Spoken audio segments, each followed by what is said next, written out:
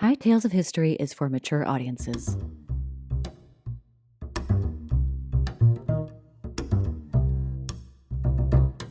Hello, and welcome to High Tales of History. We're a history podcast. My sister and I, there's two of us, we're sisters. We get high, like right now. We surprise each other with the story from the way back when. I'm Laurel, the older sister. I'm Katie, the younger sister. It is our last episode of the season. It's episode 122, and then we're going to have a little 6-week break to have a little summer vacation. We're going to get out of school for a bit. Heal our injuries, summer vacation, sanity break, all of the above. Oh, Katie. Poor Katie is like back in your school days where you'd have sprains and breaks, and Katie was such a rough and tumble kid, and our poor girl has a broken arm. Got a bad wing. Oh, I was going to say, I don't think I've seen the cast yet. They didn't give me a hard cast. Oh, okay. I was going to say, that looks kind of different than what I was expecting. No, it's just a soft cast. That's it. That's all they gave me. Ooh. So the break is like here. Okay. Yeah. Just above the wrist? Oh, yeah. Because we've got that stupidly steep driveway. Mm-hmm. So he was parking and getting the kickstand out, and his bike is super tall. So he just kind of cut the corner a little tight, and it just kind of keeled over. We went with it. We slid down the driveway with it. If you have a motorcycle, you're going to drop a motorcycle. It happens.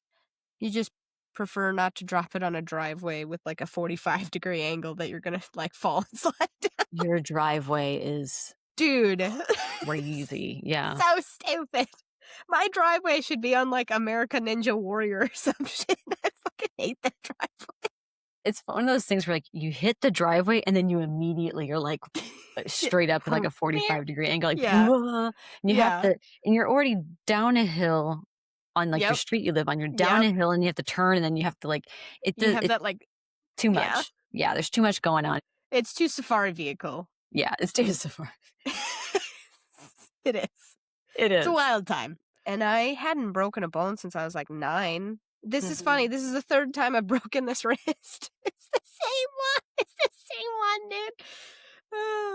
So I was going to get another glow-in-the-dark cast like I did the first 2 times.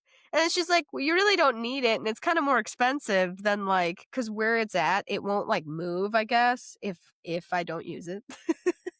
She kept using the phrase responsible adult. And I was like, you're already talking to the wrong person, lady. I don't know what you're talking about. Ma'am, I came in hoping I was going to get a glow-in-the-dark cast. You do not know who you are talking to. Dude, for real. Oh, yeah. Oh, no. So I'm broken, which means that poor Laurel, my poor sister, has had to pick up all my broken ass slack. So that's it, folks.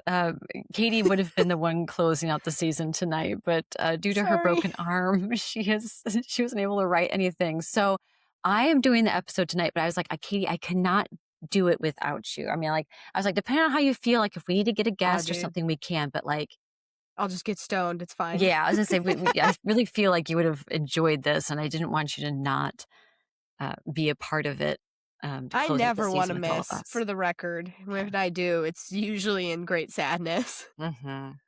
So, folks, we're going to go on a little adventure of the mind, of the taste buds, of the world, the entire world, and all of history. Here, there, and everywhere. But first, before we go on this culinary quest, Katie, what are you imbibing in tonight? Well, I took one single sour peach. I'm starting to wonder if I should have taken 2. What are you imbibing in though? Sorry, I didn't mean to cut you off. I also have water because hydration is important. Tea will be along later though. Oh, I love it. Evening tea? Evening tea, girl? Yeah. A little chamomile before bed. Come on now. Dude. Have you ever had chamomile and dark chocolate? What? I know. Get on this chamomile train.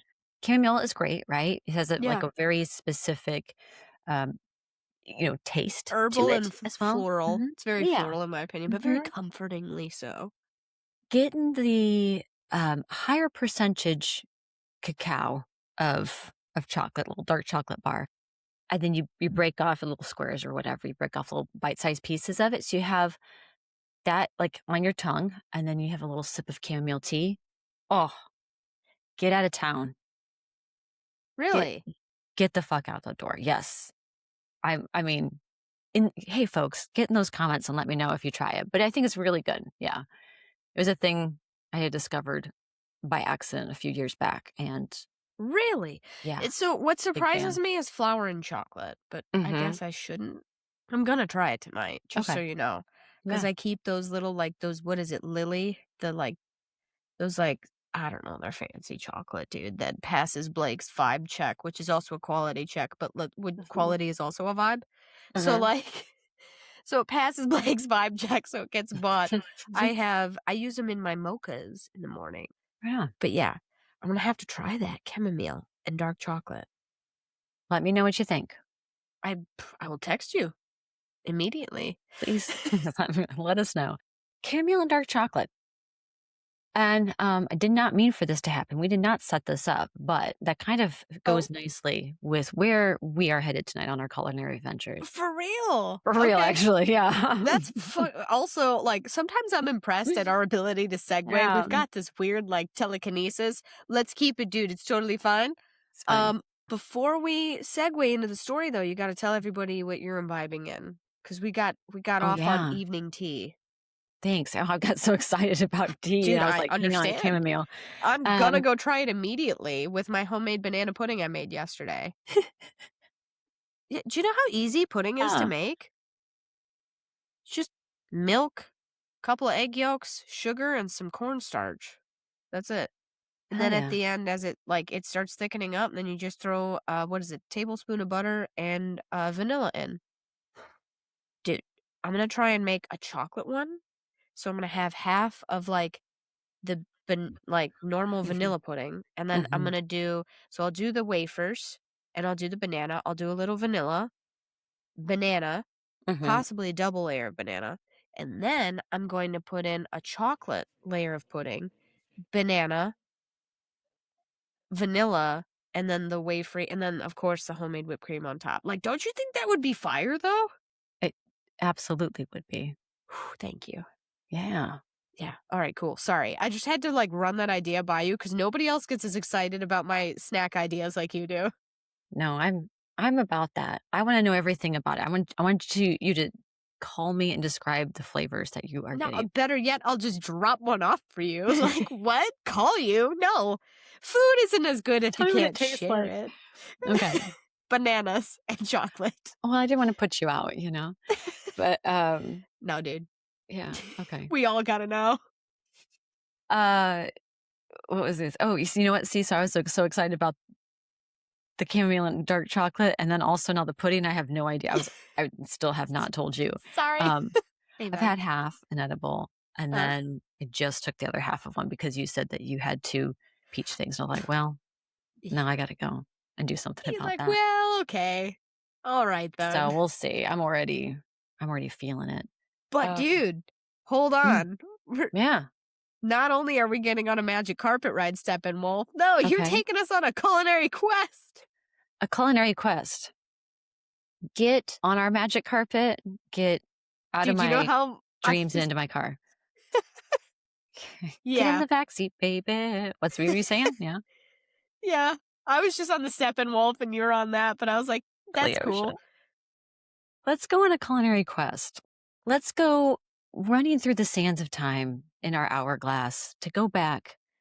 And what we're going to do today, I've got part one. This is going to be a two-part series, even though I, I was the last episode of the season. I'm not sure I'm going to do that, but this is how far I could only get into this first So part of we'll it. do So the other part 2 on the way back in on season I guess is that what we what see? do? That's fine. Yeah. Hey, dude, first of all, it's your podcast. Well, our podcast. We can do what we want here.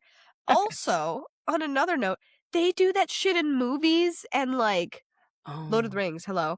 They do that shit in movies and in, like, shows all the time. Keeps them coming back, okay. dude. Well, okay. Okay, folks. Sorry, guys. Part They'd be like, one. "Katie, shut up." So we have part one of what I like to call the munchies that made us. Food, Oh, yeah. Oh, food in yeah. history that has changed the course of the world, of humanity, of the historic record, but also is a good old staple for stoner food. So, the munchies that made us, part one.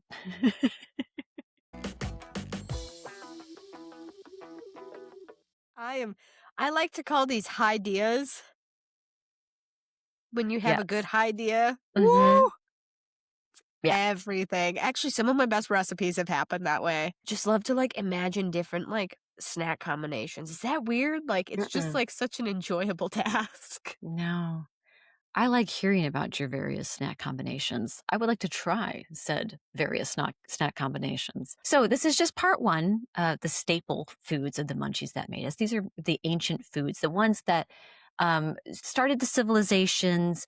They grew the civilizations. Continents were crossed. Sort of munchies that are the staples for humanity. So here we go. I'm guessing one of them is cheese.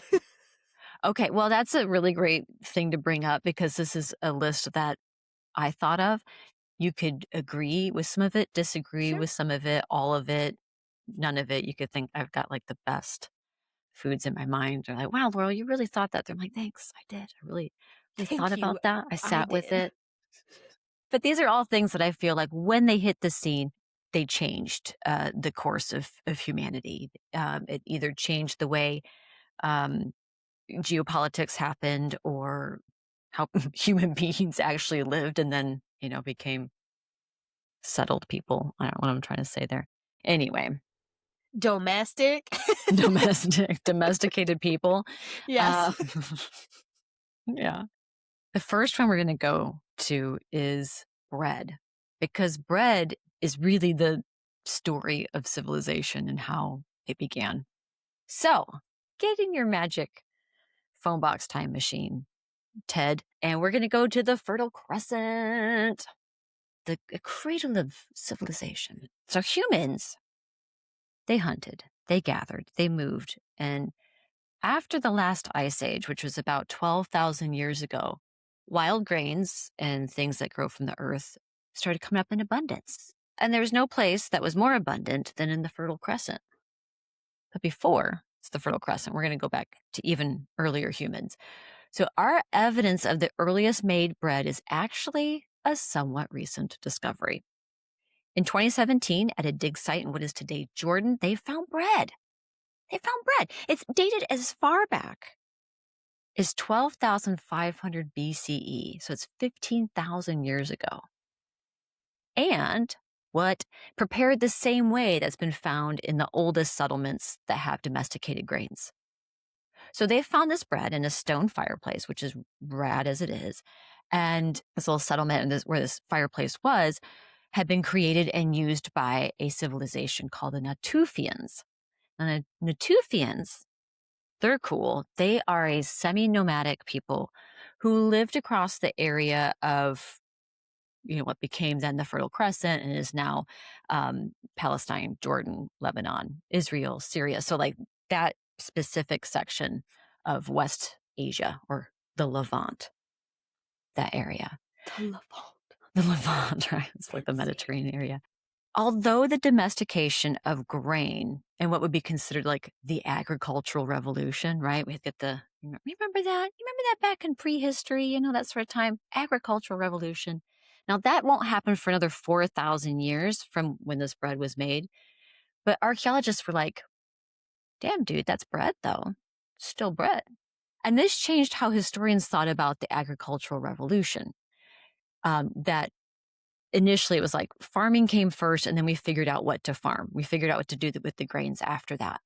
But now this says that like we had the grains and then we figured out how to farm in order to keep our That crops makes close, more which makes more sense to sense. me. Yeah, Like, doesn't it? yeah. Like with the other way, I'm like, you guys are dumb. Like people are just like, oh, I don't know what to do with this. We'll just, no. Well, that doesn't If- make sense. They would yeah. have figured it out, and then they've been like, oh, dude, but what if I grew more of this plant? That would be Yes. rad. That's what it is. They just wanted to make some bread. They just want to make Yeah. some bread, dude. Fucking bread, dude. And it ended up being the start of of civilization, really. So this is like Fertile Crescent, right? So you have Sumerians, the Assyrians, the Israelites, who over thousands of years, they figured out farming then and were like, boom, And bread, dude. agricultural revolution. Dude, they were Yeah. about bread. And it was about bread. Bread is what led us to become a domesticated civilization. You ever think about that? Like, just right Hmm. now in this moment? That's crazy. Yeah. It's bread. Yes. I'm Bread. gonna tell Blake he fucking loves bread. Dude, seriously. Yeah. Well, I think by bread's also one of those like words that bread doesn't necessarily even mean bread, like in its literal sense, like a loaf of bread.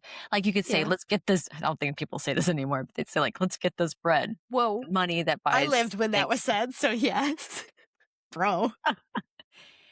Give us this day our daily bread, that sort of thing. This is my bread and butter, baby, that kind of thing. Yeah. Like, like This it's sort of thing is my used. bag, baby. It's my bag, baby. So it's used in that sort of way too. And bread, yeah, bread is the center of civilization. Bread, dude.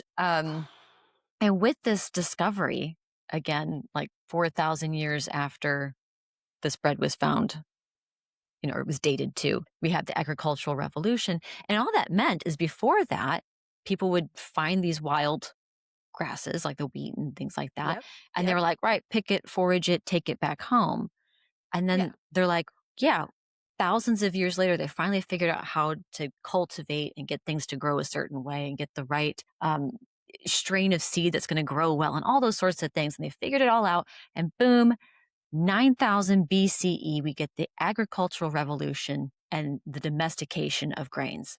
So when grains are domesticated, that's when people were like, here's the seed. I plant this in the ground and I farm it, right?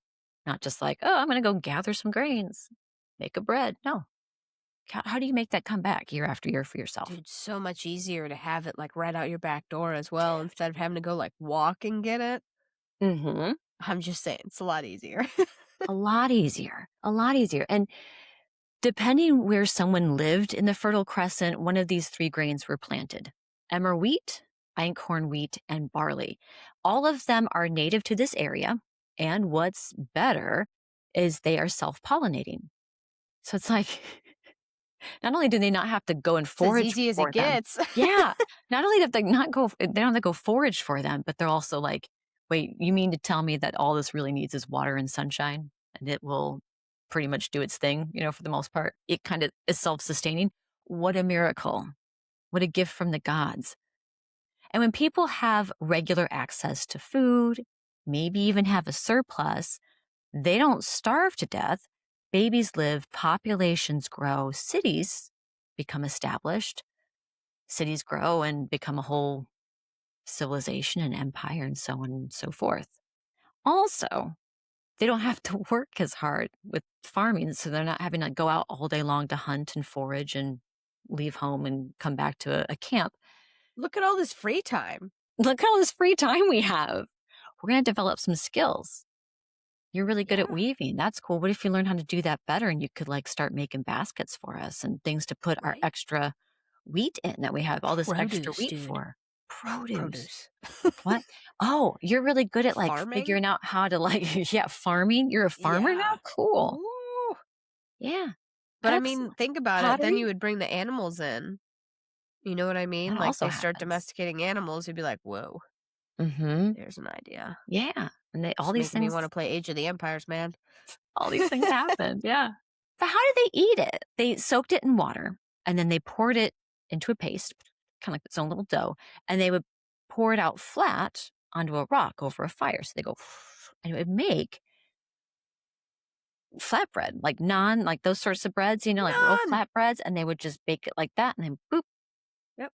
That's your and it's bread. here's your bread. In a lot of ways, it hasn't really changed that much. We have lavash, pita, naan, and these like tandoor breads. Also, bonus, they act as your utensils. Like, get the fuck out of here, spork. I'm gonna eat with Your my broth, lavash. your, Yeah. yeah, everything. Hmm. Yeah. I didn't really think about that, actually. That's really handy. So, like, people are like, we've got our bread, we scoop it, we can eat it. Amazing. All these different types of breads that, were unique to various cultures today, they come from how the Natufians spread across the Fertile Crescent, and then various grains, and then the cooking methods of the subgroups of the Natufians, so like the Assyrians and the Sumerians. They all created these things, which is cool, right? They all injected their own little style and flavor, either based on like where that spread went into the world, or like what sort of things they had growing locally. You know what else is cool though? As we follow the people across the continents and seas, other hunter-gatherer tribes, other places that had no contact with each other, if that tribe had figured out farming for themselves, um, they would also cultivate grain, grind it, and cook it into bread all on their own. So all these different cultures that might not have had contact with each other, if they started farming, they all figured out how to make bread. Kick ass. Apparently, bread is a popular choice. And bread's a popular choice. And there's a lot of different breads. And all of these breads at the time were flatbreads, unleavened, as they say, so it's flat. So when did the fluffy leavened bread begin? Who was able to be the first person to give a little crackle onto that baguette? Ooh, who was that? Who got the fluffy bread? It's the ancient Egyptians, and they found it only through a whoops-a-daisy. So history doesn't really know the why of it. I'll bet you somebody left something out and it had to go sourdough style. You nailed it, Katie. That's exactly what happened. Dude, yeah. thank you. I spent a lot of time cooking. This is my bag, baby. You knew exactly what had happened. And we don't know the why and the how or who this person was or what was going through their head. But we know that, at some point, somebody started making bread. They walked away from it. Either, I don't know, they got distracted or, I don't know, whatever, completely forgot. Maybe it was on purpose. Maybe they're like, hey, let's see how fast bread goes bad and dough. You know what I mean? Like, who knows? And they're like, when does this start to get unsafe to eat? And they were like, oh, wait. Let's test doing it something out. different. Right. I don't know. I don't think that's what Did Bob happened. die? Nah, he's fine. I think that's probably the answer we can take off the table. But it got left out in the sun. And when they returned to it much later, the dough looked different. It had risen. Hallelujah. Like Christ, dude. It had Thank you, dude. It had risen. We both stared at each other like, hey. Amen. It's yeast. So the ancient Egyptians already knew about the wonders of yeast. They just didn't know what it was in name or what the scientific process of like yeast and fermentation was going on. They didn't know the science of it. They just knew that whatever it was that made beer and turned fruit into wine, fucking awesome, right? There's something that did that, whatever that is. In each batch of booze, they would leave a wooden stick to help collect the residue, which is the yeast. And then they would use that to jumpstart their next batch, sourdough style, as you said. Dude, that's crazy. Like, genius, though. Yeah. I mean, just to think about, like, I know how to make sourdough. So that's kind of like, I already have that knowledge. So that's cheating, like, compared to, like, they didn't have that. They didn't have that head start. So, like, to, like, figure that out, I'm like, whoa, good job, guys. Like, I'm really proud of you. Bravo, Egyptians. And I love that, like, pretty much right away, in terms of, like, the records of these things when they started doing it and there became a regularity to it, right away they were like, hot diggity damn. Like, we can use the beer yeast to make our bread and vice versa, bread to make the beer yeast. Like, boo, boo, boo, boo. Work smarter, not harder, which is something I always say and never do. This technique of leavened bread quickly spread through the Mediterranean, and like unleavened bread was, different civilizations had their own way of baking, different ovens, how they prepared it, how they, How the ingredients finally that they the mixed in with flour it. was ground. Yeah, all these different things. It's fluffy. It's fluffy, but now you got a whole bunch of different kinds of bread and things that are unique to different regions of this area of the world, but like now the world. So it's a staple now of the human race and gives us some great munchies like grilled cheese. Sandwiches. Dude, sandwiches, pizza, Oh, yes. garlic bread, dude. Oh, my God. Garlic bread. Yeah. Fresh garlic. Oh, Dude. some butter and stuff. Oh, rub that on there. With a little bit of the lemon, though. Get out of town. So Walk good. walk right out of those borders. This town's not big enough for the two of us and garlic bread. Get on out of here. Right. Katie, what are some of your favorite bread munchies? Bread-based munchies, Bread. which could So be just about mine, I anything. don't have as many, right? Because I don't Okay. like bread as much as everybody else, but I'm sure this counts because it's very yeasty. Cinnamon rolls. Oh, Well, I I love a know. cinnamon roll. Love Yeah, it. that's good. I love like sandwiches, like BLTs. I love a Mhm. BLT. You gotta have good bread for it though, Yeah. or it's not the same. I make a sandwich bread actually specifically for that. So good. French toast. Love French toast. Trying to think like what else like you said, I mean garlic bread obviously. That is on there, like duh. Trying to think what else that I put a bread with. I don't like make bread just to eat bread. I like it with stuff. Mhm. I love a freshly baked loaf with like a homemade soup, like from one of my bone Oh, broths I put yes, that's together, that's and it. like dipping it, but then also like cleaning the bowl with it.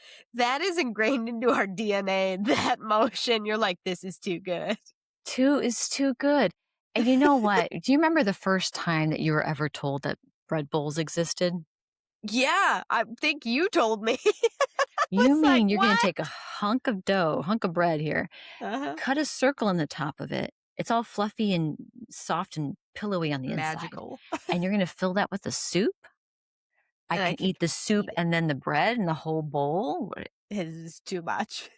Somebody's been thinking and they've been doing a lot of it. Those are really good bread-based munchies. I also am gonna for myself, I'm gonna also add pasta in there, so, like, all the different kinds Oh, of yeah, that pasta. is a bread, I guess. Mhm. Like, if I you didn't have really sweet think pasta. about that. I Mhm. haven't made it really this summer. I also will not be making it anytime soon, but yeah, dude, pasta. Whew, good Yeah. shout. Thank you, yeah. So what are your favorite bread-based munchies? It's a lot of them. It can really be a lot of them. We wanna hear what they are. We should set, like, a whole tally up, like, what's the That'd be thing that fun. everyone loves? We need some MVPs. We need, like, most valuable player. That's the same thing. We need the most valuable player, the most improved player. It's What the same thing, dude. we need an MVP, the most valuable player, the most valued player in the game. You know what I mean? Like, There what? That's you the go. same thing. The same thing, just the same thing over and over again. Yeah, dude. All the most valuable players of bread-based munchy foods. But that's one of our 4 tonight. So bing, bread. Number 2, should I have you guess or should I just leave it? Cheese. Okay, no. That's a good one. And Katie Oh, has done an episode on the history of cheese, which I will put in the show notes so that way you can very get like important. Now that's that was that's a really fun history right there, episode. baby. Yeah. I forgot you were guessing all kinds of stuff. I was like, this might be the most important thing I've ever done. You're like, I don't know what it could be. I was like, cheese, man. You're like, oh, of course. It's like, bro. It suddenly made so much more sense. I was like, "Oh, yeah. Yeah, yeah, yeah. Got it. I didn't Absolutely." take that avenue, but I should have. Mhm. Yeah, good times. Okay, it's not Uh, cheese. What is so it? it's not cheese. Our second food on the munchies that made us list, Bacon. half of the world eats at least a bowl of it every day. Cereal? It's Yeah. rice. Oh, rice is good. I'm good with rice. Rice is good. Yeah, Yeah. rice is huge, folks. This is gonna be a big section. So it is the culinary backbone of so many civilizations throughout history. It was, it still is the staple crop for the entire, like, part of the Eastern world, Oh, essentially. yeah. Massive. Um, that, like bread, allowed people to stay alive and allowed the populations to grow, cities to form, empires to rise and fall, right? Like, rice is like the birth of civilization, also just more east. Do you want some stats? Yeah, Some dude. stats for you. Okay, Let's do some worldwide juice. today, 14% of every crop that's pulled out of the ground is a rice stalk. And if you put all the rice fields together, it would be the 13th largest country on earth. Whoa. What 1 billion of the more than 8 billion plus people on the planet, they make their living from rice. whether that's growing, harvesting, packaging it, shipping it, anything like that. If you're involved in rice as your job, it's about 1 billion people that already do that. It's a And there are lot. even 120,000 varieties of rice today. Doesn't surprise me though. I actually just had some wild rice not long ago. I forgot how Like wild magical that shit rice. is.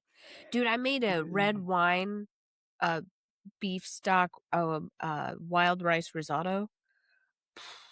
Dude, it was something else. Yeah, I know. Let I that love touch a your soul. risotto. Speaking of rice, arboreal rice, right? Love a risotto. Love one. Mm, I live for I, said l- risotto. I live for this. Yes. So there's so many different kinds of rice. 120,000 varieties today, but gentle souls, its history is controversial. And that's not solely because of the importance of the question, like, how long have people been eating it? What is the length of its history? But at least as equally important is where have people been eating it? Because the history of rice is a matter of national pride. So we are going to start with what we do know. Rice has been eaten for an incredibly long amount of time. There you go. For some civilizations, it's been in the archive as long as the people's history has been recorded. Another thing that we know, number two, that being a rice, it grew wild out in nature across much of the world and was foraged, kind of like how wheat was. It was foraged, it was brought back to home base. The generally accepted point of origin for rice is China's Yangtze River Valley. And this is because, archaeologically speaking, rice dating to as far back as 12,000 BCE has been found at various dig sites in this region, but not in particularly large quantities. So, archaeologists, scientists, they look at that and they think it's probably then being foraged, like the wheat was foraged, brought back to do in small amounts. Oh, I guarantee it. Especially that long ago. The thought process being that just because they find it at a dig site further back in time or at a certain point in time doesn't necessarily mean that that grain had been domesticated and used in farming. So this is the part of the show, folks, where I get to be like, here's something I've learned. I just learned about it. I've brushed my hair back. And I get to share it with the rest of you and pretend like I know what I'm talking about. I'm going to pretend to sound like a agriculturalist or a botanist or something. And we're going to talk about a thing called shattering. Rice is a grass, and as such, we are then eating the seeds of this grass. So grasses have a fun little process that they do, and it's called shattering, which is when the seed ripens and then drops off. So then it plants itself into the ground, and then more plants sprout up, and so on and so forth. I always makes me think of like acorns, even those oak trees aren't grass. Like I think the acorns they drop, they get put in the ground and they grow. When it comes to rice's history, though, a really fucking cool thing happens, and it's probably the agriculture big bang. Okay. This is so cool. For maybe all of agricultural history as we know it, this is huge. If rice is shattering, which it does at this point, right? If it's shattering, it just falls on the ground. There's not any point in farming it because, like, it's on the ground. You have to forage it anyway. So it doesn't really have much of a point with farming. So there's going to be a smaller amount of it. Thousands of years after the time of those archaeological rice finds, there is a genetic shift in rice. Archaeologists found that fossilized samples of rice starting around 5000 BCE had a mutated gene that stopped the shattering process. So this was the sort of rice that could be farmed and cultivated, creating now the domestication of rice. Holy Wow. shit. So selective breeding at some point, Right. yeah. That's Good. pretty cool. Yeah, so cool. And so now rice can be planted and grown, and they don't have to like dig for it and find it off the ground and, are on the stalks. But, so that's what we know. But here is where the controversy begins. The oldest fossilized non shattering rice was not found in China, which is where it's always been thought of. That's the Yangtze River Valley, is where rice originated. The oldest non shattering rice fossils were found in India. Now, the Indian and Chinese strains of rice are two distinct variations, They're called japonica and indica, but they come from the same species of rice, which is Oryza sativa. I like there's like indica and sativa. And there's like, hey, Yes, there are other plants that have yeah, indica and sativa, yeah. It's right. a while, Hey. but I'm like, I remember when I think a teacher told me that, and I was like, "Wait, what?" They're like, I "Yeah, know. dude, it's not like just cannabis." I was like, "Really?" I know. Once you learn, it's like kind of takes like some of the fun out of like saying it, but like there we are. No, dude, don't ever let the fun die. Japonica and indica Still of fun. Oryza sativa. Sorry, I just like saw my eyes. I was like, speaking of indica and sativa, I'm high as hell. Phew. Here's another fun fact. They also have the same exact and evolved the same sort of thing, the exact same non-shattering mutated gene, which is why scientists then say, okay, they have to come from the same source, even if they're two variations. They have had to have come from the same source, meaning it had to start in one particular place. So you can imagine then the frenzy of research that have been coming out of both these countries, and other countries too, but specifically out of India and China to be like, we're the first that had rice. No, we're the first that had rice.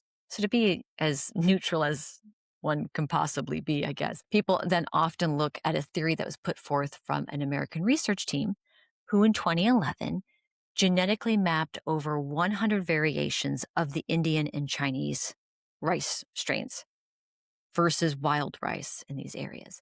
And they found that it was not the Yangtze River Valley, nor was it the Ganges River in India. Instead, it was the Pearl River Delta in South China, right next to Hong Kong. So China still, but a different region, like much lower south, like southeast on China. Interesting. Once rice was domesticated, however, like breads, the towns, the cities, everything started forming around these areas of farming, and the globalization of rice quickly took off after that, which was also the beginning of a lot of different rice dishes. So not just like where it's rice as an ingredient with maybe some vegetables or some sort of other thing that you have with it, and it's very separated. Rice is now an ingredient amongst other ingredients. And so we see the first rice dish created, which is a porridge like staple of China called zhou. We get the first iteration of sushi in Japan, and then the creation of rice noodles in Southeast Asia with the Mon people, in specifically what's today Myanmar. And that's also how rice then spread to the rest of Southeast Asia. And speaking of the spread across Asia, to really like hit it home of the importance of how crucial of a component it is in the food and the culture of various civilizations, civilizations all across East Asia have their own mythology regarding rice. It's a gift from a goddess. There are folk legends about beautiful maidens, local farmers, and magical fish. Even dogs bringing back rice to humans from heaven, which is also like the origin story for dogs in that area. I love it. I think it's really sweet. In those places, actually, where the dog is the bringer of rice, it is often a tradition that the first rice cooked for the year, I guess, or whatever, is given to the dog of the family. Phew, Like, great hey, idea. thanks, buddy. Thanks for bringing back rice for Appreciate us. you. Appreciate you. Man's best friend. Oh, the cat's not doing it. The cat's like, good, sit in the corner, like hitting a mouse. I'm like, good. I don't want your But stupid you, rice anyway. right? Now, there's a time now in rice history, right? China stops its export of rice for a little while. So India basically just picks up the baton around 500 BCE, and India at this time was a trading partner of Persia. History then sees rice getting traded in the Persian Empire until it falls with the conquest from a historical figure I personally like to call Alex the All Right. Um, so not the great though, right? Alex the All Right. Yeah, it says Alexander the Great, but I just made a little funny to myself earlier. I was like, I'm going to keep that in. You can keep calling him that. That's okay. Alexander the Great, one thing. Alex the All Right is so much more fun. Also, I'm high as hell. Look at my eyes. I was gonna say, I can I'm tell. roasted. Okay. Oh, Alex, the all right, dude. Alex the All Right. So, old Alex there, the great one, he was Macedonian and Greek, and that's when rice gets introduced to Europe and like the rest of the Mediterranean, but not Europe, but specifically Greece and then Europe from there. Yeah. So it's even it's even where we get the word rice. Speaking of the Greeks, orisa is Greek, I guess. Oh. Yeah. So Duh. they're like, well, we're going to take it and run with it. Uzbekistan, they start making pilaf. India starts making biryani. It's great, but let's keep going. Keep it moving forward. Keep it rolling across to the West because Africa has a lot to say about rice. And it's in Africa about 3,500 years ago that we see, this is nuts, a second domestication of sorts within Interesting. Nigeria. So this is Of a course, little, it's Nigeria. yeah, it's a little fuzzy in terms of its documentation, but the theory goes that as northern Africa dried up into the Sahara Desert around 2500 BCE, the local wild rice, which was once very abundant, now is drying up too. It's more scarce. The people decided, well, like how the people were like, shit, we want bread for our own. People decided, like, this is what we need to do with our rice. And this was at least 1,000 years before any trade had happened between Africa or China or India. So, again, no contact in the sense. This is also the only place on earth where the rice belongs to a species other than Oryza sativa. It's its own unique species. What? Because it's quite a feat how they do this. This is neat. So, it's believed that Okay. there's like 16 small clans around the Niger River Delta, and they made up this advanced civilization that was known as the Volta Niger. And these folks developed a rice that was bred in a way scientists still are like, we're not entirely sure how they did this. But this rice could thrive in bad soil, dry soil, no soil. It could float on the top of the water in the delta. Like it thrived in bad situations, basically. It was really impressive. And the Whoa. cultivation of this rice led to a consolidation of tribes, a rise of cities, kingdoms, empires. They rise, they fall. The rice is grown, the rice is traded, brings great wealth, all these things. It's awesome. And then further west, rice goes then to the Caribbean islands, where the first strains of rice, once again from Nigeria, were planted in 1560. About half of the enslaved Africans in the transatlantic slave trade came from rice growing countries or regions. Ah. And for the enslavers, it was really a handy way for them to also stock up on food for the journey across the Atlantic Ocean.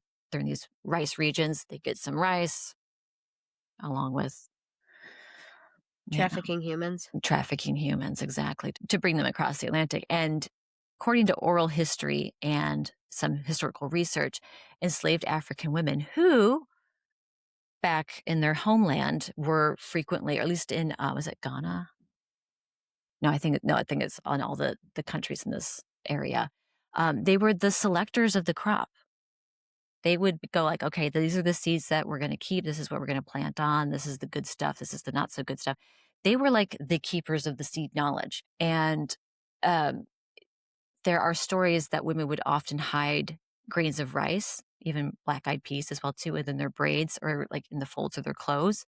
And it was a way not only just kind of hold on to a piece of your culture, but more importantly, that if you were able to get free, you could use that to start your own crop and feed yourself and stuff. So it's kind of like a little bit of insurance to like, Yeah, that's a really good it's idea. so smart. Yeah. So like that happened a lot. And that's then also how that rice is brought over that way too.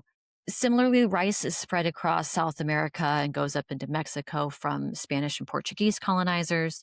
So that's how like it's spread through the Americas. Now, as we go north on our final stop of rice's globalization journey, we're going to end up in the United States with the story of Carolina rice and a little tie in to that African rice I was just talking about. So, Carolina rice, as it was planted in 1685 from Madagascar rice seed. Boom, there we go. This then becomes a staple crop of the colonies. But we're going to end it with a doozy of a story, which involves Thomas fucking Jefferson. So, 11 years after writing the Declaration of Independence, which applied to white men, not really women at all, and certainly none of the hundreds of Africans he enslaved, old TJ was like, why won't our trading friends, the French, buy our Carolina rice? Is it because American rice doesn't grow there? Is it not hardy enough? Is it because like there's some mountainous areas they're trying to grow? I mean, you know what? I'm going to go to the Italian Alps. I'm going to go find out. Now, it turns out the rice that he smuggled out of Italy under the threat of death penalty, should he be caught, old Teach found out that the Italian rice was the exact same as American rice. Alas, and it would not grow at Monticello. Then Jefferson happened across a travel journal from a missionary in Vietnam who described the most perfect, wonderful rice. And in his rice quest, Jefferson was like, I must procure this rice. He's really into it. He comes close, but his source, which happened to be a young exiled Vietnamese prince, died from smallpox before TJ got his ship full of Vietnamese rice. I know. It's just like a wild, like half side quest. You're like, wait, what? It's such a weird, yeah. He's like, right, I'm going to travel back and forth. I had no idea this guy was passionate about rice, but okay. I know. I'm like, fucking Thomas Jefferson. Third time's a charm, though, however. So TJ gets his Asian rice from none other than Lieutenant William Bligh, who had been, in case you don't know the name, who had been recently deposed and stranded in a mutiny that you may have heard of, the mutiny on the HMS Bounty. So this sad sack was mutinied against by, it was part of the crew or part of the officers and was mutinied and, this whole thing. Anyway, left stranded on an island and had come back like, well, we lost the ship, but I've got some rice that I've obtained on my journey back. He has this Indonesian rice. And it makes it into the hands of Thomas Jefferson because people are like, oh, we know of his rice quest. I know somebody obsessed with rice. I know somebody who loves rice. Let me give it to this guy in his grubby hands. But another, alas, that fucking rice doesn't grow at Monticello either. Monticello's Jefferson's home. I wondered. I do like snarky jazz hands. This is plantation. Jefferson's quest for rice, like I said, became a little bit of a thing. And at a certain point, this young sailor meets with Jefferson and says, hey, I'm sailing for the west coast of Africa. I might be able to help you based on some rumors I've heard about rice. And he just like, come on with it. So this guy brings back a 10-gallon drum of rice from ancient rice growing Guinea. Even this rice, remember we talked about how hardy this African rice is and they could like grow it in all these different ways. Yeah. Even this rice does not grow in Virginia, which I was kind of like typing that being like, that feels kind of poetic, doesn't it? Like the grass was like, no, fuck you guys. Fuck you guys. I am not growing here. But they did find that in the hills of Georgia and then into the rest of the American South, that's where it did grow. And it's the rest of the American South where enslaved Africans in this area recognized that rice from their homeland and knew exactly what to do with it, how to cultivate it, grow, cook it, because it's very unique, right? My favorite munchies, rice noodles, stir fry.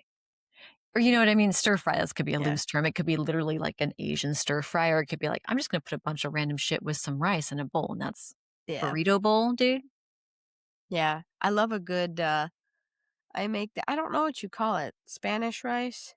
Yeah. Mm-hmm. Yeah, I feel like, man, I just feel bad, like Mexico got colonized though, so I'm going to call it Mexican rice just to spite the Spanish a little bit. I'm going to be petty. Yeah. I don't know why I'm fighting that fight with them, but I just decided that I was. But yeah, that's a risotto.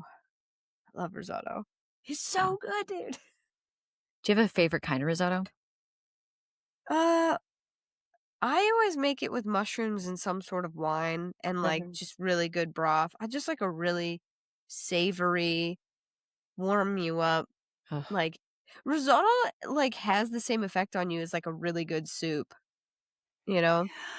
And like a Yeah, it hug. does the job. Mhm. Yeah, I love it. And I know anytime, like, I've kind of been cycling because between, like, 'cause I'm trying to totally get rid of, like, "Oh, just throw a box of mac and cheese together. That'll be the carb for the night." I Mhm. haven't been doing that because 'cause I've been bouncing between a 3-cheese polenta and risotto and then, potatoes of some form. So those are the Oh, carbs, but I'm like, "That I can do better than fucking mac and cheese," even though, like, I don't want to. it's pretty delicious. Yeah, Yeah. it's pretty good. Right? Fucking just love rice. Like, you ever just had, like, a warm, fresh bowl of rice with some, Oh, like, soy sauce on it? Like, some butter just and some goes. soy sauce. Oh, Yeah. yeah. I do that. That's sometimes like a lunch. I'll maybe I like don't know, I think it egg over it Oh, yeah, that's a good shout. or I do fried it. like to make some fried rice. That's a good one. Yeah. And I usually just do I don't always like it with the meat in it. I'll just do the eggs, like you said, and then I just throw in the oyster and the, soy. I mean, obviously, chop up vegetables, whatever you want, but, like, fried rice is, like, solid. The Oh, yeah. although do not try to make it with warm rice, it has to be cold. You have to refrigerate it. So you can make Okay. the rice and then put it in the refrigerator, but it needs to be cold when you put it into the fried rice mix, otherwise you'll fuck it up. It'll just be terrible. It'll just, like, Oh. disintegrate. Oh, that's good to Yeah, it's know. a thing. It's time for a snack break. All this talking about food has made me want to raid the cabinets. We hope that you've been having a great time so far exploring the munchies that made us, the food pillars of civilization that have kept the public afloat and also stoners afloat with their culinary goodness. This marks the end of our current season, but we'll be back again in 6 weeks on August 28th, 2026. And we are really hoping between now and moving forward the rest of the year, we have a big push to try and get out there to as many people as we can. We want to increase our subscriber rates. We want to bring more people into the fold, more people into the smoke circle. And because we're such a small show, every single subscribe, every single comment, every single rating and review really means a tremendous amount to Katie and I. Just celebrated our 5-year anniversary. When you do something like this, you do it because you love it. But when other people are along on that journey with you, every single person that interacts with our show, every single person that comments and kind of just drops by and says hello, it really is such a shot in the arm, to keep this going, that we love it and we love knowing that other people love it too. And so if you haven't done so already, please rate the show, review it, make sure that you're following. If you haven't subscribed already, make sure that you're doing that and following the show. If you love it so much and you want other people to love it, please share it with your friends or on social media. Spread the word. We are a grassroots sort of show. If you feel like monetarily supporting the show, it's like buying us a coffee. So like for price of a coffee a month, you can help financially support the show. And thanks to the incredible generosity of our best buds over on Patreon, we are finally just starting to break even, and just actually a little more than break even on the show. So now we're able to start putting a little bit away for updated equipment and new microphones and things like that. So we cannot thank you enough for every little bit of support that you give us. So thank you from Katie and I, from the bottom of our hearts. We look forward to having you back again with us next season. Again, that's August 28th, where we'll be back again. So I hope you've had some time to grab yourself a little snack. And we're going to head into the second part, the last two staples that are pillars of civilization and stonerization. So with that, let's puff pass it on to part two. Rice. We've had bread, ding, rice, ding. Our third staple of the munchies that made us. It warms my Midwestern heart, folks, to be able to talk about this next one. And that's corn. Knew it! I knew it was gonna be corn. I was like, it's fucking corn. It's fucking corn. I was like, it's either corn or ranch, and ranch doesn't come along for a lot of years, so it's definitely corn. Munchies that made us bread, rice, starts a civilization, ranch. Like, I mean, okay. That would be a very Midwestern list, though. They're like, Totally. ranch is going to be in our foodstuffs. Ranch, dude. Oh. Did you see all the people getting stopped from trying to smuggle the ranch back from the World Cup? TSA's like, TSA finally issued an alert on this is how you get ranch back if you want it. It has to be in these containers. Because so many people are taking ranch back. I was like, dude, that makes me like so happy though. It's a great Midwestern export, really. I feel real good about sharing that with the world. A homemade buttermilk though, like how I make it. Listen. We can't go on our corn quest. We have to, not here in the Midwest at least. We have to start in Mexico first. So before corn, as we know it, there was a wild grass called teosinte. Cool. Teosinte had small branching stalks. It had little ears of like corn, quote unquote, sort of. It was about as long as a pinky finger, and it would only produce like 5 to 12 kernels or so. It was a lot smaller, right? Like totally, like very, very much smaller than what we have now. Yes. And if anyone thought like they're going to just pop some teosinte in their mouth and just wanted to eat it, you got another thing coming, person, because crunching down on those would break your teeth because they were essentially encased in stone, practically. I mean, just little tiny stone things. So don't do that, but let them pop, overheat, kind of like popcorn, and you can eat them that way. Thankfully for the rest of us, though, here in our more modern times, 9,000 years ago, the people of the River Valley in Mexico, which is south central Mexico, they're like, you know what? We've committed to the teosinte plant, and we're going to really work with it. We're going to make it better. We're going to tame it. We're going to make it better, right? We're not going to let this plant beat us. And they domesticated the stuff, like planting year after year to try the plants that had the most favorable traits, like larger kernels, ones that you can actually eat and bite into. And then as time goes on, we finally get corn. Now, from its domestication site in Mexico, corn spread down to Central and South America, and then also north into the American Southwest about 4,000 years ago, and then reached the American East, so like Northeast, Southeast, around 2,100 years ago. All the way as it went north and traveled from, Central America and northward. It's being carefully adapted by the indigenous peoples to grow in colder and more drier climates. So by the time white folks land at Plymouth Rock and in Jamestown and stuff, the Native Americans had corn down on lock. That was so much a part of the culture that, like rice for ancient civilizations, corn was a gift from the gods. The Aztec, or the Mexica, believed that their feathered serpent god, Quetzalcoatl, did I have that right? Quetzalcoatl? Yes, because there's also a pterosaur named after it. Quetzalcoatl, and then the pterosaur is Quetzalcoatlus. Okay, I'm shutting up now. Goodbye. Oh, I've seen those things. Those are big and scary, like pterodactyl-looking things. But the Aztec were like, hey, our feathered serpent god, Quetzalcoatl, discovered corn in a cave in the mountains. And he transformed into a little ant, and he followed other ants to the mountain and brought back corn seeds to humanity. That was nice. The Maya and Mexica, or the Aztec, believed that humans were created directly from corn dough. I like that. Just modeled right into a little person. Love it. Oh, yeah. Speaking of kern, our great-grandfather, his nickname was Grandpa Maisie because he couldn't say corn. He would say kern. So then he's just started calling it maize. He's like, maize. So it's Maisie. There you go. It's a corn, I didn't know the that's Midwestern corn family fun fact. Yeah, I didn't know that's how he got his nickname. Mm-hmm. You just blew my mind. I learned that with the audience, dude. I was like, whoa. These are the things that you get here at High Tales of History. Dude. Yeah, Grandpa Maisie, because maize. I had corn, no idea. Kern. You'd say kern. Holy crap, dude. I did not know that. I thought it was Maisie, like Macy's Day Parade. Maize-y. Yeah. Maisie. Maisie. Dude. Right.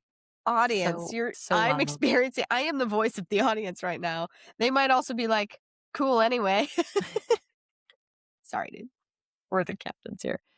As we move north, native tribes all had their own mythology around corn, which often centered around women. Por ejemplo, for example, the sock tale about two hunters sitting by the fire and offering roast venison to a beautiful woman who visits them and seems hungry. In gratitude for their generosity, she told them to return to the spot in a year. And when they had, they found corn, beans, and tobacco growing where she had been sitting. Aw.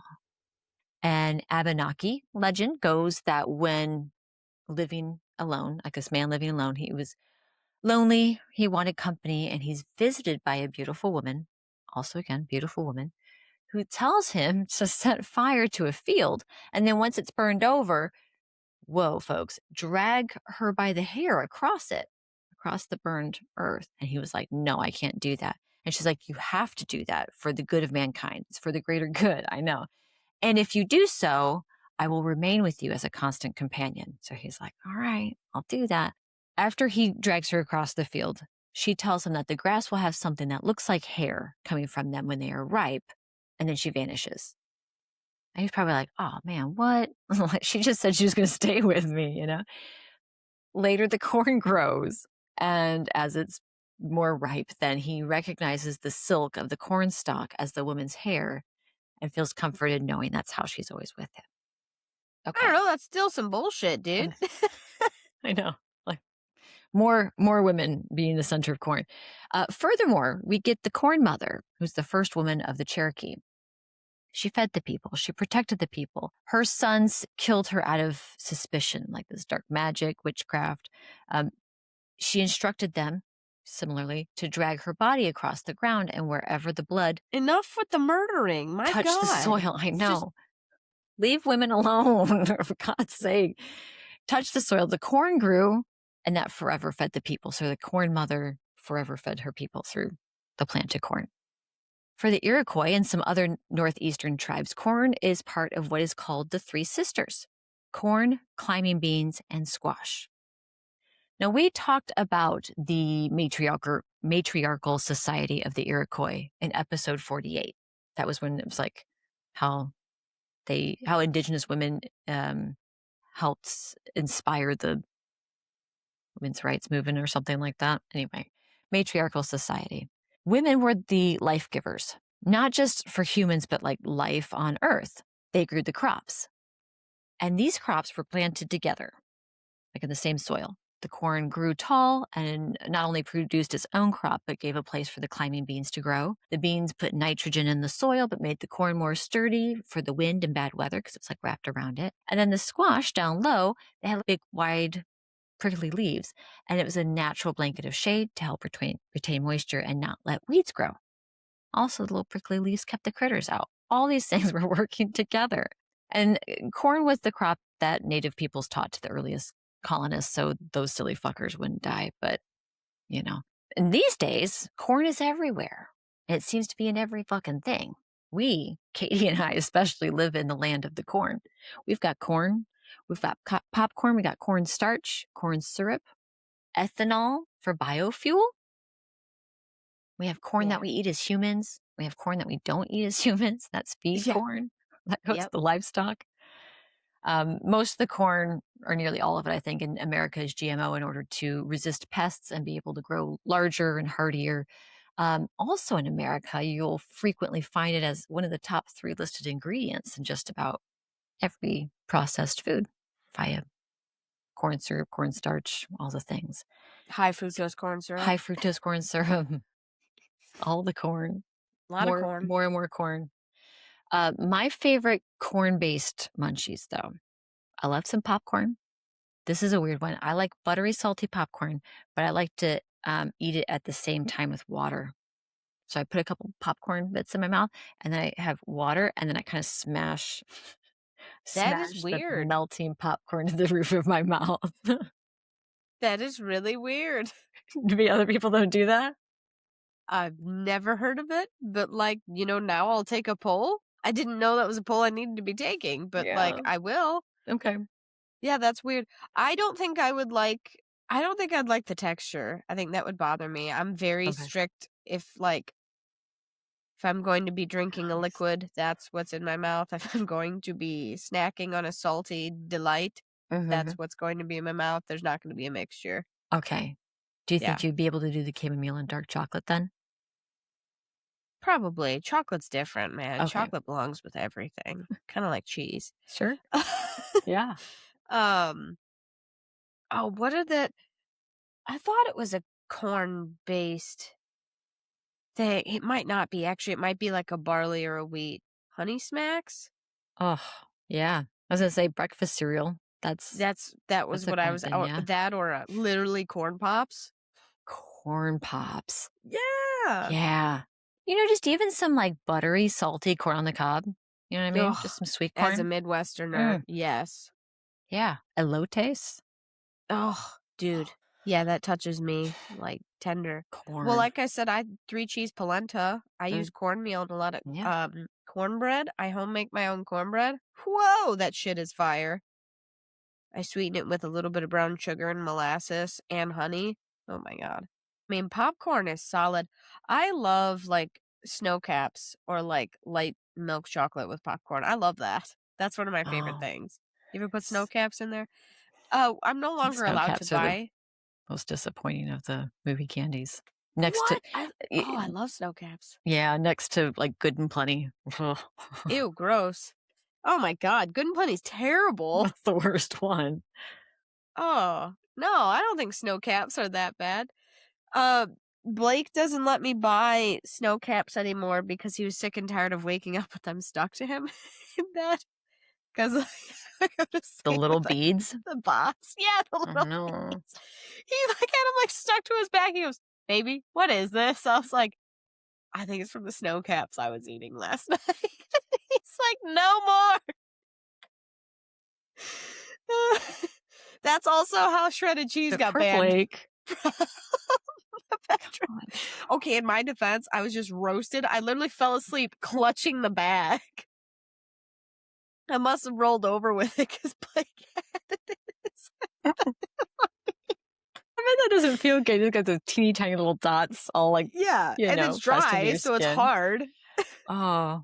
Yeah, it's terrible. my Anyway, gosh. yeah, dude, corn. I Yeah. love corn. Corn, popcorn, snow caps. Tortilla chips with salsa. Oh, tortilla chips. Whoa, especially Maybe some when they like guacamole. fresh make them and like, yeah, like cut them up and like they're fresh out of like the Mm. fryer or the oven or however you choose to do it. Like, whoa. So good. Yeah. Our fourth and final staple of the munchies that made us. It's where I get to channel my inner Samwise Gamgee. It's fucking potatoes. That hobbit, that sweet, sweet hobbit boy. Yeah, he loved a potato. Potato. Boil them, mash them, stick them in a stew, right? I was like, yeah, Sam, you love a potato. I love a potato. And you know what? I love it in any way you can have it. Any form of the potato, except potato salad. Fuck potato salad. But everything else, Really? I'm down. Yeah, fuck potato salad. Oh, okay. Yep, sorry. Oh, you sorry. don't like mayonnaise. It's mayo and mustard and all that sort of stuff. I can't even smell potato salad without getting grossed out. Yeah, Laurel doesn't like it, dude. Deviled eggs? Not for her, dude. They're the real devil. That's the real devil right there. I'll just go sit in another room while you guys all tear that platter up. I'm like, oh. Dude, I do tear that platter up too. Woo! Gonna have to tear somebody else, just not me. It's ripping, dog. I'll rip it for me. you. It's good. But potato, right? Potato is a wonderful thing of the earth, but they have a wild history. Okay, the ubiquitous tater can be found the world over in all different cuisines. Today, they are served on every continent. Yes, even Antarctica, because they're served every day at the research center that's there. You better believe potatoes. it. Potato. But being that this is a history podcast, we want to find an origin story and its spread, right? And so for that, we're going to travel from where we just finished, actually, with the corn in the American East. And we're going to go down now south further to the people of the Andes. Holy shit, potatoes are South American? South American. We're going to go to the Andes Mountains in Peru, South America. Specifically, we're going to start nearly 8,000 or 2,430 meters above sea level at Machu Picchu, girl. I've heard of it. Yeah. This is a place I've seen. So for the people of the Andes, the potato was a big deal. The Incas, including those who also then lived at Machu Picchu, everyone ate potatoes. They loved potatoes. They knew what Potatoes was up. were a form of medicine. They put it in a paste and they would use it to help treat injuries. They used the potato to predict weather and even tell time, because time, God, I love this, time was measured in how long it took for a potato to cook a certain way. That's fucking legendary. God. Like every other ancient staple crop early on our list today, though, the potato also allowed people to survive, to thrive, populations to grow, and towns and civilizations to boom and expand. Spuds are, I was trying to say potatoes, but spuds. Spuds are rather hardy. You are very nutritionally dense. They grow underground. All these great things, right? It's got a lot of good things going for it. So today's spuds have descended from these first ones that domesticated around Lake Titicaca, which is the highest navigable lake in the world. What? To as far back as 10,000 years ago, which That's would put a it real up name there. of a real place, though? Lake Titicaca, yeah. Shut Yeah. the fuck You've up. not heard Are of you Lake Titicaca before? It's the one everyone goes, tee hee hee hee. Oh, It's now like, I grow am. up. I've just missed But, out. I just found yeah. out that was a real thing. It's a What? real Well, place. dude, I'm glad you got to be the one to tell me about it. Lake Titicaca, the highest navigable lake in the world. So that's going back 10,000 years. Yeah. But that puts the potato up with on par with wheat, which is like one of the oldest crops. Old as fuck. Yeah. So the ancient peoples of the Andes, they also figured out how to make potatoes safe to eat because, potato fun fact, wild potatoes are poisonous and they're part of the nightshade family. What? Like, yeah, pre-domesticated potatoes or whatever. Yeah. What? They're How a did I never nightshade. know that? I never knew that either, actually, and I thought I knew enough about food stuff, right? But how they figured this out, we don't know this. It A lot of sucks, dead bodies. unfortunately. Yeah, the Incas didn't have a written language, so I mean, amongst other reasons, we don't have anything written down. But they knew it somehow, and they figured out how to specifically breed potatoes to get the poisonous part, which is the solanine, out of it by like 95% or something. So potatoes are fine to eat. And I'm so glad they did. I'm so glad, right? Then, in 1532, Francisco Pizarro and 168 Spanish soldiers, invaded what we know as Peru today. And although the Incan population was significantly decreased and wiped out through violence and disease, there were still small pockets of resistance. Some Incans remained, and they remained holed up and protected in isolated areas and in fortresses like Machu Picchu. They survived with the potato, particularly a dry potato that's called chuño. It retained its nutritional value, but it could be stored for a long period of time because you could rehydrate it and cook it. Fuck. So smart. So awesome. Love it. And potatoes can grow amazing. like on these mountainsides and things like that. So, like, hell yeah, they've got potatoes. Are you stunned?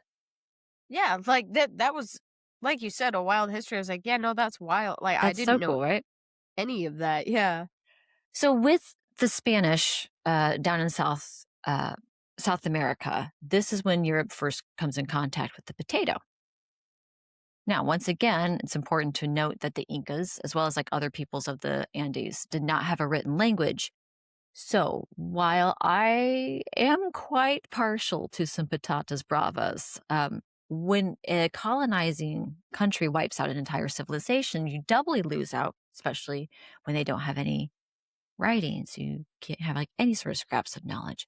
But a more contemporary problem for the Spanish at this time, who did the genocide in the first place, they now have no idea on what to do with the food staple that is the potato. So they're like, we'll just keep it on board. We know that they would eat this, so we'll keep it on board. It'll be a very cheap food for the sailors. And then when we get back to port, they just sold the potatoes as like pig feed. What? They're like, we don't know what the fuck to do with this. I know. Dipshits. But Spain, they stuck it out with the potato though. And they set up the first potato plantation on the Canary Islands in 1567. But people were like, I mean, the potato's the potato, that's fine. But look at the colors that we're getting back from the Americas. Look at all these fruits and vegetables that have like colors, and they're pretty and they seem more vibrant and fun. I like those ones better than this like lumpy brown thing over here, right? So it's not until 20 years later when the potato actually is seen as a desirable foodstuff again. And it's China that's going to give it a good home. So we're going to have a little potato ping pong here. Okay. That's right, China. Ping it back east, back to China. Now, throughout China's incredibly long history, there have been many famines, many droughts. Hunger has been an issue for the country over its history there. But it's in the 16th century in China's Ming Dynasty that is a particularly rough time for agriculture. And the Ming also having a tough time because the people are starving, they're dying, and when people are hungry, they turn against leadership, right? There's revolutions. They rise up. They say, fuck this. And they were about to, but suddenly the potato arrives on Chinese shores, right? It just and I guarantee timing. you it had a choir too. Yeah, for the most fortuitous timing for all the people of China, but the Ming too, because Dutch traders just arrived and were like, "Hey, potato, we bought this potato from Spain on the Canary Islands. Are you interested?" And it's this hardy ass potato that helps turn the tides for the Chinese people, right? So not only did they then plant it and they were able to kind of pull themselves out of this famine, when the next drought and famine came, more people survived because potatoes. But the potato became like so ubiquitous. And also because like the rice crops weren't doing well. That's why they put all their money on the potato. Rice noodles, like all these traditional Chinese staples weren't available. So by the time those harvests became good again, the people were like, fuck this. I can't eat another potato. Like, please, no more potatoes right now. So we're going to follow it back west now. Because they didn't have butter. I mean, maybe they did. They're like, no, please give us our rice back. These potatoes are they're too much. What? I know. But it's not, hey, listen, Katie, it's not our history to write. I know. It's not our food to want or not want. We just have to, I know. Report on it as it is. I understand. I just do have, I feel a certain type of way about that, but okay. Yeah. So they're like, no more for now, please. So it goes back to Europe. And this is where the Europeans, bless their souls, they look at it as like the work of the devil. Europeans understood what nightshades were, like the nightshade family, and they understood their dangers so much that laws had been passed so that plants from this family, like eating them, was banned. They're like, we don't want to deal with it. No, don't do it. Now, the Holy Roman Empire, it's my big joke, which is neither holy nor is it Roman nor is it an empire, but it is Catholic. And it looked at the potatoes as a big old demonic devil witchcraft problem. So first of all, the lumps and bumps of a potato looks too much like a scary, disfigured face. They're like, no, can't have that. We don't like that at all. Second, nightshade family. We don't like that either. 3. To be fair. I mean, that one's a more legitimate reason. It's like that one. Yeah. I understand. I get that one. Number 3, they grow underground and therefore are closer to hell. We don't like those. 4, even just having contact with the potato could cause leprosy, syphilis, and tuberculosis. What? Watch out for those potatoes, girl. They give you syphilis. But so in a classic move of the church being like, we're going to get both ends of the spectrum, so there's no funny business. Potatoes are going to cause infertility. And then on the other end, they're going to make you really horny and have undesirable wants of sins, right? None of it, all right? So those poor taters, they get associated with witchcraft. And even in Russia, where Russia's like, hey, let's take this up to 11. But who now have quite a love of clear liquid potatoes, right? Like that's what they're known for, right? But at one point they were like, fuck these potatoes. And they took it even a step further. Okay. So the Eastern the Eastern Orthodox. I'm pulling this out my back pocket. They like really went wild with it. Dude, I'm going to remind all of these countries what they said about potatoes, OG. I'm like, I nah, know. you can't be trusted. You Write it down in the burn shat book. on potatoes, dude. You shut the fuck up. You don't deserve potatoes now. Listen here, Europe. What the hell? Hating on taters. So these guys, the church in Russia, they were like, potatoes are the result of an illicit relationship between a princess and a dog. And when it was found, this is some shit. And when it was found out that this princess and this dog had this, an illicit relationship, whatever that might mean, I think we can use our imaginations. They were both executed and buried together, and tobacco sprouted up where the princess's remains were, and the potatoes sprouted out from the dog, which is just like this insane propaganda hell. They're like, man, we're gonna really make people feel like they're damned if they have these potatoes. But joke's on them, because colonizing countries don't really care about the people they colonize. They're like, hey, let those people have the nightshades. Let them eat the devil food. We don't care. It's easy to plant. It grows. It's cheap.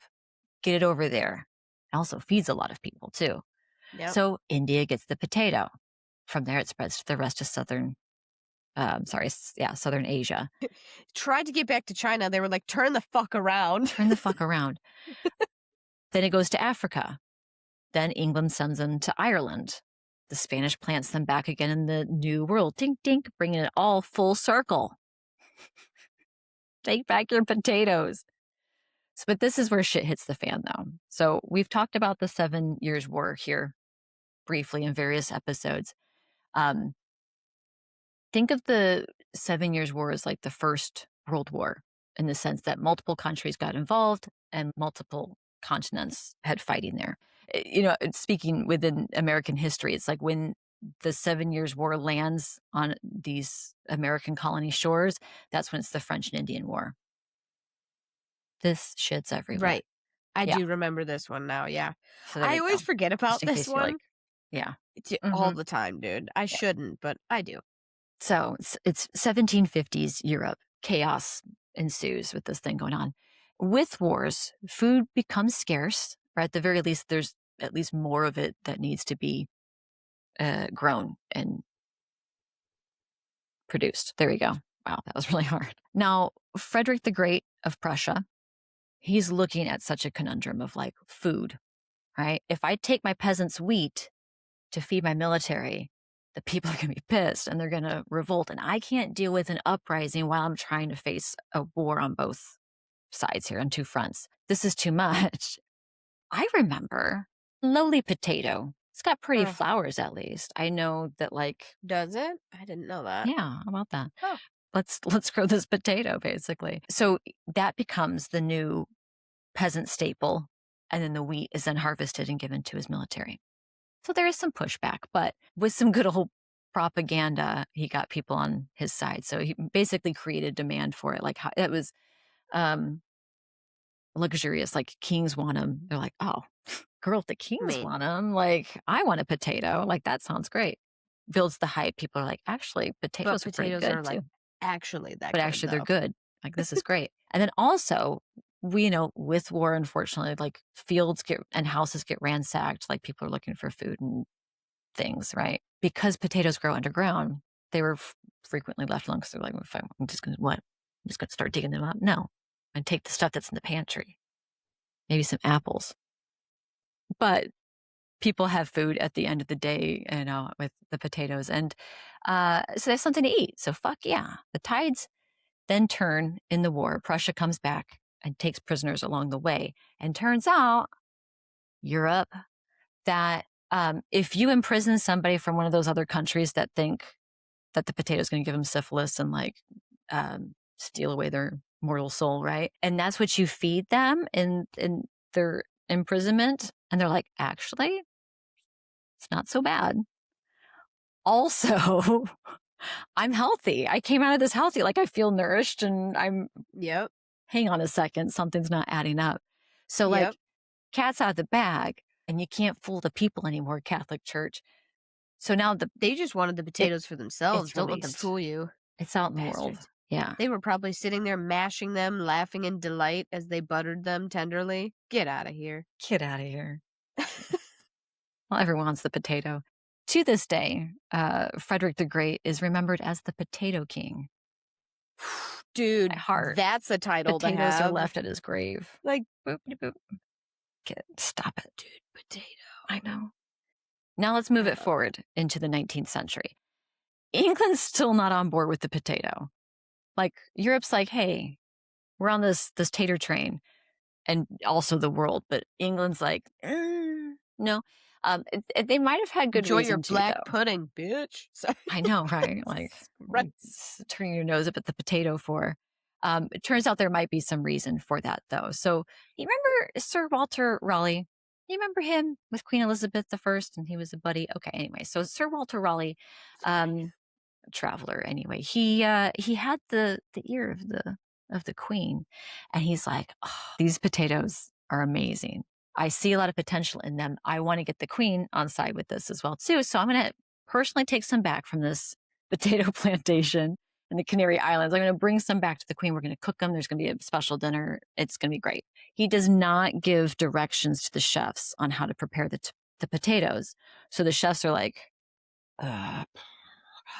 cook the leaves, throw up the potato. People eat that and then they get sick because nightshade. Right, I was like, wait, isn't it a nightshade? Shit. Yeah. So enough people get sick that the Queen's like, absolutely not. I never want to see another potato again. Do not ever cook them. No more fucking potatoes. So eventually, though, both England and Russia, they finally like pull themselves out of their anti-potato sentiment. They get on the potato train. Once again, this fucking guy, Thomas Jefferson, gets involved. What is it with this man? Fucking rice, now the What in the potato. fucking hell?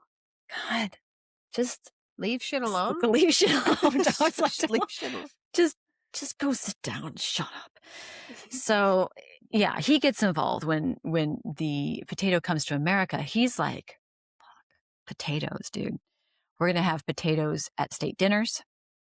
And people are like, well, the president's going to eat potatoes. I want potatoes too. And so potatoes boom.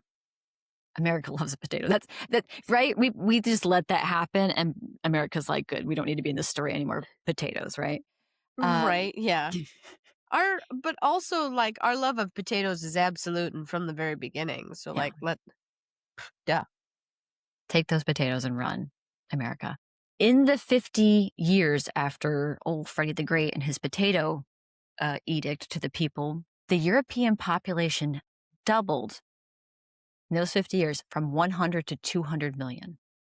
Cities, boom, got Paris, we've got London, fertility potatoes. Yes. The cities grow, industry grows, first industrial revolution, bop. So remember how we talked about colonizing countries sending potatoes off to their colonies because they didn't give a fuck, right? So yes, remember I do recall. Also how England sent their potatoes to Ireland. Okay. I do recall that, but Ireland. I do know a little something about the Irish and the potato. The Emerald Isle quietly becomes the best in the world at potato. They're like, we love potatoes. Potatoes love us. Potatoes thrived there. They had really great farming techniques to be able to be like, this is how we grow the potatoes. And the potatoes were like, actually, we quite like it here, and we're going to be the best tasting potatoes. Beautiful little match. However, things go bad with this. A book hits the scene about agriculture. It's the biggest book about agriculture and planting and the techniques that you need and all the information. It's massive. It's huge. And the big thing that it talks about in this book is the need for nitrogen as a fertilizer. And then one of the biggest sources of nitrogen is guano, which is like poop, right? It's like bird poop, bat poop, something like that. It's poop, basically. Nitrogen. And it turns out that there's, if the Spanish had stopped to just ask a fucking question and, they would have been like, oh yeah, nitrogen, guano, huge islands of guano off the coast of Peru. What? So much guano. This is where we get Oh. it from. Oh, okay. Now they're finding this out, like, hundreds of years later, right? But people are like, oh shit, get the guano. So all these fucking European ships are heading over to the other side of the world to just snatch up as much shit as possible. Now they're going back and forth. It's a guano craze. What happens though is they bring back a little microorganism by the name of, here we go, Phytophthora infestans. So basically in Latin just means destroyer of plants. Oh shit. Vaccine destroyer of plants or something like that. It's not good. It's not good. They're in the name. It's like a grizzly bear. Horribilis is in the name of Latin. Yeah. It just means like it's not okay. It's not good. So this thing gets to Europe. It causes a blight in the vegetables, particularly in potatoes, and it's killing off crops. It's not good. People are hungry. It's a problem. 100,000 people die across continental Europe. But unfortunately, I mean, it lands in Ireland. Yeah. Ireland's really great techniques that they had for cultivating the potato is what made the blight even worse there somehow. Oh. This thing ravages all the potatoes of Ireland. And also, there are some policies in place in Britain, in England here, where certain like social policies that they had didn't distribute the food as evenly. So like the people that were hungry, like stayed hungry and they died. So like policies were in place that like didn't help the people at all. And about 1 million people of Ireland died during the 7 years of the Irish potato famine. Jesus. I think it also like decreased the population by like 25% or something like that. That like it was huge, right? It's like mass genocide. Yeah, I mean, I don't know how else to describe it. I was like, holy shit. you'll see also like Ellis Island, right? Like the stories of immigrants coming in. Like there's a huge influx of the Irish coming over from Ireland Stay through and New York. starve or leave and Yeah. maybe live. And that was the reason that you hear a lot is like people like, oh well, the family experienced the famine. They're like, well, get out of here, As awful as that is, regarding how food changes the world, the Irish potato famine would change the next 150 years of history of like geopolitics, basically. So farmers rose up against the ruling class across Europe and Africa. They're like, these droughts, not droughts, sorry, this blight that ravaged our agriculture. We're hungry. We're pissed, right? We talked about that in China. When people are hungry, they rise up. Farmers were pissed. Slavery is outlawed. Then there's the first industrial grade pesticides that get used. Guano stays essential. They're like, we know what this is. We're gonna keep up with this guano as a fertilizer. And this is one that I just found out. The U.S. then passed a law about uninhabited guano islands on Earth. There's no people on them, but lots of guano. They can be annexed. So the United States is like, this is a law, and it's going to be especially for us. And then they went forth and snatched that's the up most American shit I've ever heard in my life. snatched up about 100 various islands and areas, which is why we have a lot of these islands in the Pacific as part of like American territories and stuff. Yeah. What? So they went on this like whole American expansion craziness there. And so in those years since, the potato bounced back, thankfully. And we have now all these different ways that we eat potatoes. I think the favorite, though, would be the French fry with 11 million tons of French fries eaten every year. French fries, frites, chips, wherever you are in the world. I don't know any other way that they call it. Right. That's all I got, folks. But anyway, the French fry, 11 million pounds. Oh, no, 11 million tons eaten every year.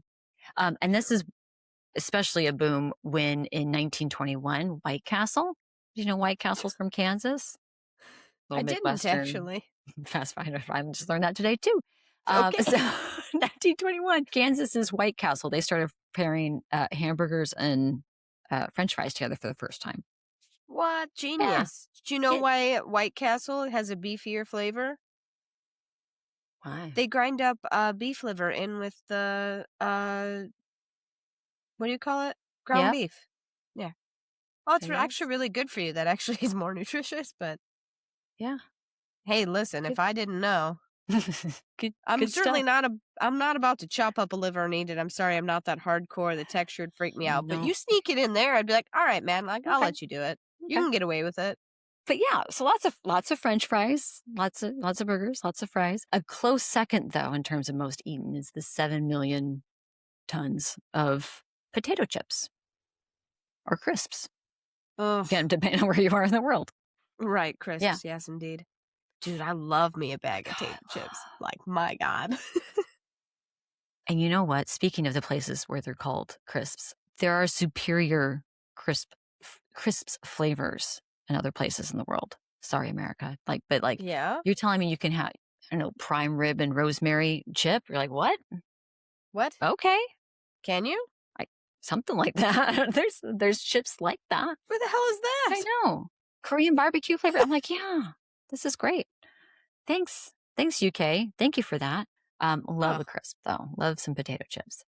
So potato chips were a thing that were created. If the 1853 legend is to be believed, which I would like it to be because I think it's a great story then of a black person sticking it to a rich white asshole. So I kind of like it. I would hope that's true. But George Crumb, a black man, he was a resort chef, and he's making these sliced potatoes. He would fry them up. And it's said that old Cornelius Vanderbilt is in his dining room one night, and Vanderbilt orders some of these fried potatoes and then sends them back because he's like, they're too thick and I don't like it. So George took a big deep breath and then sliced them really thin, like just perfectly snarkily thin, right? Fried them Yeah, up but they're and then gonna served them be back to delicious. Cornelius Vanderbilt. And they were popular, and therefore the potato chip henceforth was born. But there's a bit of controversy with that story because some people are like, no, that resort's always been making chips before this 1853. But Oh. anyway, so if the legend's to be believed, that's what it is. And I would like to think that it is. So Yeah, they thanks, got the George. date wrong. There you go. Yeah, thanks, George, for the potato chip, regardless. One of my favorite ways to eat them, though, is mashed. So that's I would say I do love some chips and some crisps and some French fries and all those things. Put some gravy on it, like poutine. I've never actually had poutine, but I will. I will Canada, make it. am I right? You know what I mean? Yeah. Canada's just been waiting for me to discover this. They're gonna be like, dude, wait until you try poutine. And I'm like, dude, I will get there. And Canada's like, okay, but like when? Phew, I'm in. I make a sick mash. Katie's got such a good mash. Like I could, if someone's like, "Hey, you just want like a big giant bowl of mashed potatoes," I'm like, "Fuck, that sounds amazing." Say That's probably less. just a spoon, just scoop it out. It's got to have like just chunks of potato in it as well too. Love a Oh yeah. potato soup. Oh You know, yeah. potatoes are versatile. You can put them in all kinds of different things. There's actually Delicious. more to the point of history across the world as the potatoes like went forth. All cultures really have some sort of potato dish. I mean, it's like the national You dish of got so many to. different countries. Yeah. They smash them and mix them up. You mix them with the different things, you know, this Fuck and that, yeah. and the cakes and Potato, dude. breads and boil Potato them, fry them, pancakes, dude. whoa, mash them, stick them in a stew. Something about chips with It had to. fried fish, something like that, right? All those things. Give me some potatoes. People love potatoes. It's immortalized in pop culture as well too. We've got a Mr. Potato Head. We've got mashed potato is a dance move. What? I can mash potato. I can mash potato. Oh, I can't I don't sing know if anymore I of the could song. replicate it, but I do remember the lyrics. It's a dance move. I did it back in my sock hop days. You know, the mashed potato back in the 1900s. So that is part one. Sorry, everybody. That is part one of the staples of the munchies that made us. So part two, we're going to get more into the globalization of things. Foods that, you know, didn't sustain full rises and falls of civilizations and all this sort of things since all of humankind, right? These are the things that changed the world in different ways. It brought the world closer together through globalization. It created like empires, basically, or fed empires, literally and monetarily speaking. So that's where we're going to go next in part 2 of the Munchies that made us. I so much want to know, out of our 4 different staples that we have tonight, we have bread, rice, corn, potatoes. Tell us. Lay it on us, lay it on our ears, lay it on our hearts, lay it on our taste buds of your favorite. I'm so stoned. Oh my God. Of your favorite Munchies in those different categories. You looked like you were struggling a bit. Guys, I've been sitting here talking about food, thinking about food. My stomach is growling so hard, and I'm like going to just go. I'm going to fling open the pantry cabinets, and I'm just going to go wild. Do it. Do it. Go so wild. Do it. I'm going to eat cookies and ice cream. I am too. And I'm about to go destroy that, dude. I've got some soup. Oh, God. Bread? Do you have bread? Tell me, dude. Tell me there's bread. I don't have like crunchy bread. That's what you really need, is the crunchy bread. It's all right. A symphony of crackle. Symphony of crackle. That's from Ratatouille. I can't take credit for that, but I fucking love Ratatouille. Do you know I've never had it? I've never eaten Ratatouille. I don't know what it tastes like at all. I've not either. It's very labor intensive because you're chopping up so much. It's so much vegetable prep. Dude, maybe I'll just like hit up a restaurant. Yeah. But I have not had Ratatouille. Yeah, me neither. I'll let you know when I do, though. Okay.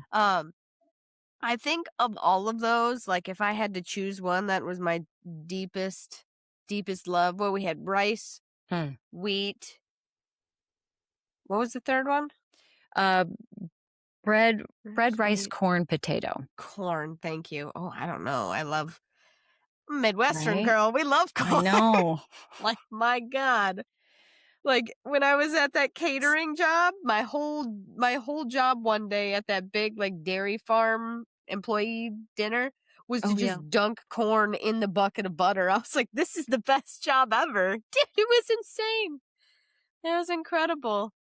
Yeah. What a thing. What a thing of wonder. And like, just dipped corn. I mean, obviously in the like guys who work with the cows were super into it. And I was super into it. So we were just like making eye contact, like, yes.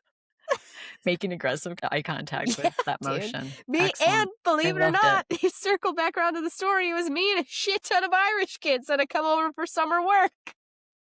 See? The staples of the world bring the world together. Draws us together, dude. Mm-hmm. I'm telling you. I think if I had to pick one true love, it's the potato. Potato takes it. You did absolutely blow my mind with the nightshade, though. That's wild. What?